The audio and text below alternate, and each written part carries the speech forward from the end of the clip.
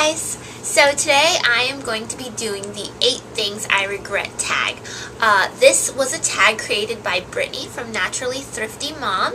Her video that she did is I guess she was kind of doing like a spin-off of the 8 Things I Would Never Do tag, but she created her own original tag, which is the 8 Things I Regret. So if you want to check out her channel and the original video to this, just look down below and I will put a link to her channel and also a separate link to that particular video. So let's get started. So I kind of went I was trying to think of current things that I regret, but I really don't have too many current regrets. So I had to go as far back as high school to pick out some of these. But the first one would be cheerleading. So I think it was either, I don't know, it was sometime in high school, so it was sometime between 10th and 12th grade that I decided that I had to be a cheerleader. And I had practiced all summer, you know, stretching and everything because it was my goal that I was going to be able to do a split by the end of summer and the beginning of cheerleading tryouts. I failed at that. I still could not do a split. I could probably do as much of a split today as I could then after practicing for 3 months. To be fair, I wasn't super diligent about it, and I probably wasn't even stretching the right way, so I don't even know. But anyways, cheerleading tryouts came, and I was very excited and very nervous. I'm still shy, like pretty painfully shy today, but I was excruciatingly shy in high school. And I had asked a couple of my girlfriends if they would try out with me, even though I knew they didn't want to be a cheerleader. I was pretty much the only one out of all my friends that was interested in that. And a couple of them had agreed, but then bailed at the last second. So I had to go by myself, so I was pretty much terrified. Because, you know, cheerleaders are usually, you know, outgoing, open people. So everybody in there was not having any trouble, like, talking to other girls and making friends, or they were already friends or whatnot. And I was just kind of sitting there, and I wasn't talking to anybody because I was terrified. So tryouts were 2 days long. The first day you had to learn a dance and a cheer, and the second day you had to come back, and they were going to put you in groups of like 4 or 5 people, and you had to perform the dance and the cheer that you learned the day before. And then based on how good you remembered it and executed it, you would either be put on varsity or junior varsity. So no matter what, you got to be a cheerleader as long as you showed up. And knowing that, like, I should have just did it. I wish I would have just did it. But the first day I went, and I did learn the dance, and I did learn the cheer, but I didn't talk to anybody, and during break, everybody was practicing with each other, and I had nobody to practice with, and I certainly wasn't going to go, you know, practice alone with people watching, I don't know.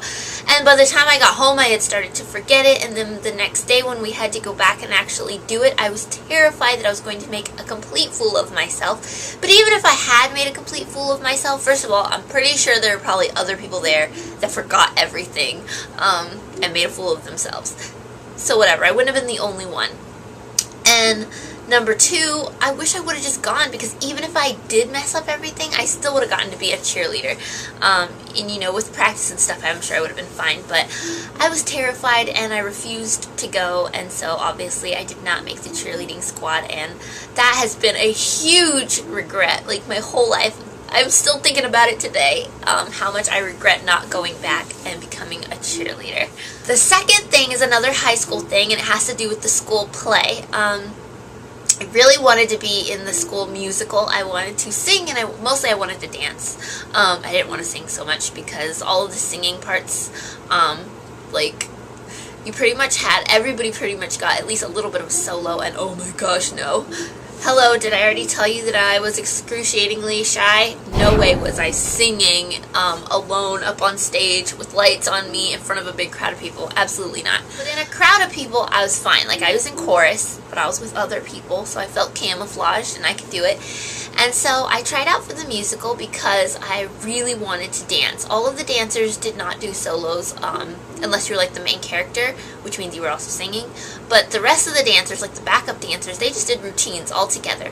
And I really wanted to do it. And I tried out, and then I got callbacks, which was awesome. So I went back the next day. We learned a new dance. Again, I nailed it. Like, I was perfect at this dance, you guys. And the teacher, or it was a teacher, but they were, I guess, the director or whatever. They were like, okay, so the third day, all you had to do was spin. She just wanted to see that you could spin. and then you were in because you already passed the first 2 days. So it was like, dude, I got this. I practiced like that whole night, the whole next day. My friend was an ice skater, and she taught me how to do this fabulous spin. Like, I can't even, oh my gosh, it was awesome. I was so ready. So I'm gearing, I'm here, I'm ready to go, I'm ready to do my spin and take my place in the school musical. And one of my friends went before me, and there's this thing called a pit. So there's the stage, and then in the middle of the stage, if you're in the audience, you can't see this. If you're on stage, there's this thing called a pit, and it's just this big hole, and it's where the band plays. And she was up there, and she went to go do her spin, and she spun into the pit, and she hurt herself. And I was next after her, and I was terrified because, I mean, the woman just fell in the pit, people. So, like, yeah, no. I went up there, and I froze because I was terrified of spinning off stage or spinning into the pit. And so I did this rinky-dinky little turnaround. I just turned around, pretty much, in place. Like, yeah. So I didn't get in the play, and I was really sad. Although I did help out with it, I was really sad because I was so good at the dances, y'all. Fail. My third regret, and this is kind of like a personal one, scandalous, was I wish that I had waited to have intimate relations until I was married. It was a goal I had, like, growing up, and even in high school. It was just this goal I had, like, I'm going to wait until my wedding night, like, I'm gonna do that, and that's gonna be so special. But then one of my friends was like, I mean, she made a good point, but she was like, okay, but then won't your wedding night be spoiled? Because I was terrified of that, you guys. Like, that was another reason I was perfectly fine waiting, is because I was terrified. I mean, oh, no. So she was like, do you want to be terrified on your wedding day? She's like, you're not even going to enjoy your wedding day because the whole day, she's like, I know you, Tori, you're going to be thinking about that thing that you have to do after the wedding, and the whole day is just going to be like leading up to that big scary thing, and you're not going to even enjoy your day. And I kept thinking about that after she said it, and I was like, you know, she's making a lot of sense. It would ruin my wedding day to keep thinking about this awful, scary, painful thing I have to do at the end of it. So I decided that when I was, how old was I? Was I 18 or 19?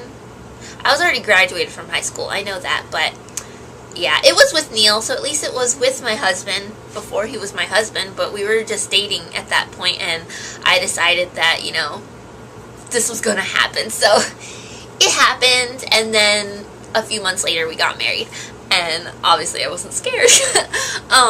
But yeah, I still kind of wish I would have waited until my wedding night, even if it was scary and whatever, because it was like years in the making. It was years of waiting for that one thing that I could say I did, and then I didn't even do it, so I regret that. Number 4 is I wish I would have taken maternity photos. I did take like personal home photos of my belly and everything, but I wish I would have taken like professional pictures, like on a beach with Neil or something like that. I think those would have been really fun to have, and the next time I get pregnant I am going to do them, but I am kind of sad that I didn't get to do them with Ian.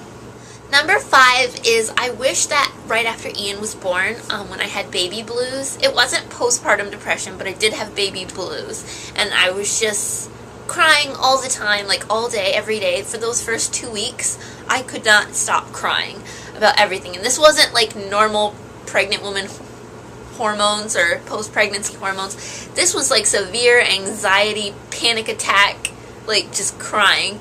And I wish I just would have told my doctor about it. Every time I went, she always asked me about postpartum depression, and she was like, do you feel like you want to hurt the baby? Do you feel like you want to hurt yourself? Like, these are just routine questions that she asked every new mom. And, you know, for those, I was like, oh, of course not. You know, I didn't feel that way, so I said no. But I never brought up the anxiety and panic feeling that I was having, and I wish I had, because maybe there was something that she could have done to help me with it, and but at least I know for next time. I just feel like I could have enjoyed Ian's first 2 weeks more if I hadn't been feeling so anxious and panicked. If I had maybe like discussed it with her, I don't know, maybe there's a vitamin or something she could have gave me, I don't know, but I just wish I would have told her, because I just thought maybe that was normal, but it was really hard for me. And yeah, Neil was pretty much the only one I talked to about it, and he didn't know what was going on. Number 6 is junk food. I wish I would not have given Ian junk food when he turned 1. Up until he turned 1, he only ate healthy, obviously. He pretty much just had boobs. And then after he turned 6 months, we introduced vegetables, baby oatmeal, rice cereal, that's it. So oatmeal, rice, cereal, and veggies. And he was fine with that. But then when he turned 1 year old, I was like, okay, finally, I'm going to introduce this kid to cake. And that was his big thing on his birthday, is I wanted him to taste sugary something for the first time. So when he turned 1, I gave him cake, ice cream, and we introduced him to chicken nuggets and french fries. And ever since then, the child has not willingly eaten a vegetable. He does eat them because I trick him into eating them. Like, I hide them in things, but he refuses to eat a vegetable, cooked raw, with a dip, anything. I've tried so many different things online, and the child will not eat vegetables. He'll eat fruit all day, but vegetables he won't touch. And I feel like if I wouldn't have introduced him to so many junky things right when he turned 1, and if I would have just kept up with the vegetables, then he probably liked them today. So I really regret doing that. Number 7 is my biggest regret ever. So for me, at least, this is a huge thing, and I still feel really horrible about it. But a while back, like probably a year or more back, I did a video on a boba baby carrier review. And in that video, I think towards like the middle endish, I have Ian in the video with me, and I show you how to put him in the boba wrap from the front carry, from the back carry, and in editing and everything, that video looks great. But behind the scenes, that day he was just fussy. Like, he was just fussy, and he was like throwing temper tantrums, and I lost my cool while making that video because I had to film it like 10 times, because every time I would try to put him in the boba so that I could film it, and I'm trying to look all cheery and explain things while I'm doing it, he would just start screaming or smacking at me, or, you know, trying to wiggle his way out of it.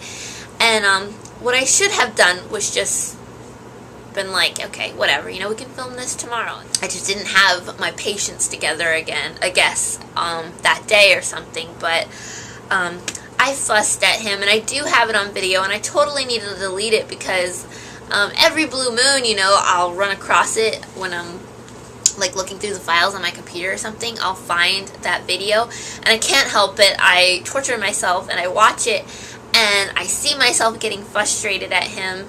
And like, I remember he was in the boba and he was fighting me, and I was just like, Ian, just stop. And I picked him up and put him on the floor, and I was like, you are not being good. And like, I was just fussing at him, and I never fuss at him like that. I wasn't yelling at him, but my tone and everything was very not nice, I guess. I don't know how else to say it.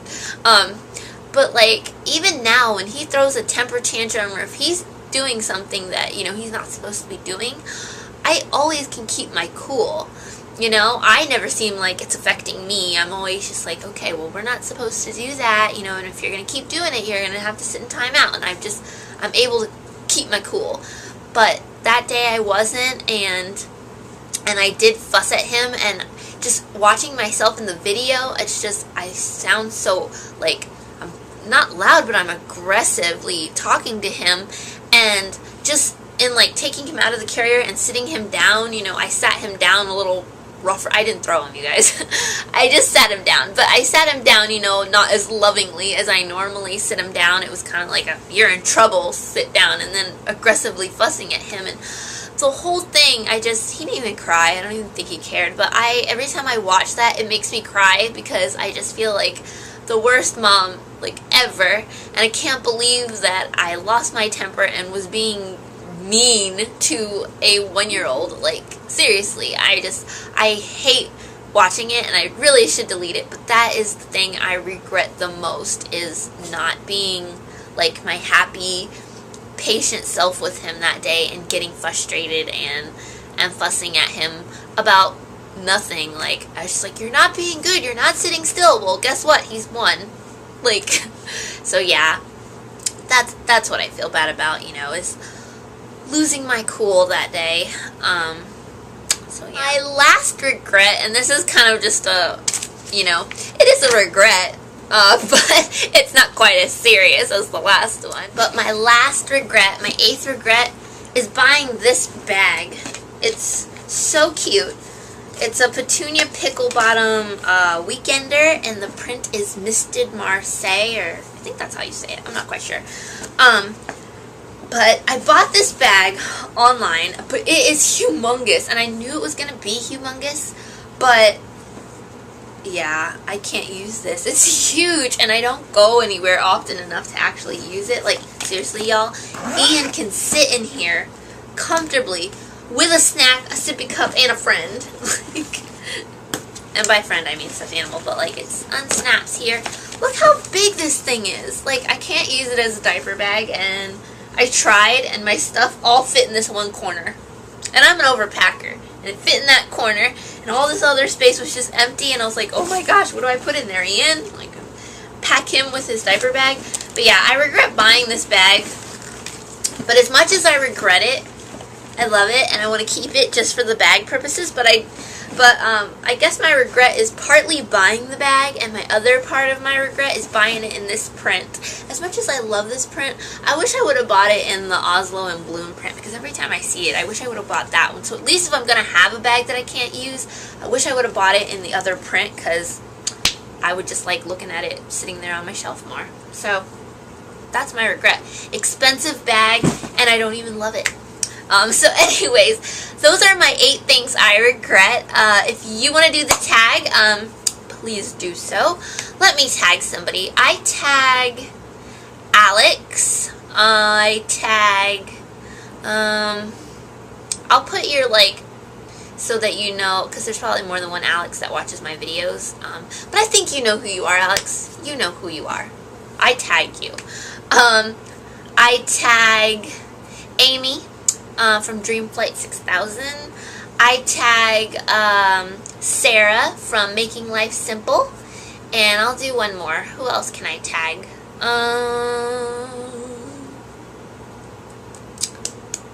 Maddie B. I tag you too. So those are the 4 people I tag. If you watch this video, please do the tag, and in your description bar after you do the tag, please post Brittany's original video, like the link to it in the down bar, so that other people can see where the video originated from. So anyways, I hope you guys liked it. If you have any questions or comments or suggestions for future videos, please leave them down below. And if you're not subscribed already, please do so, and I will see you all later. Bye!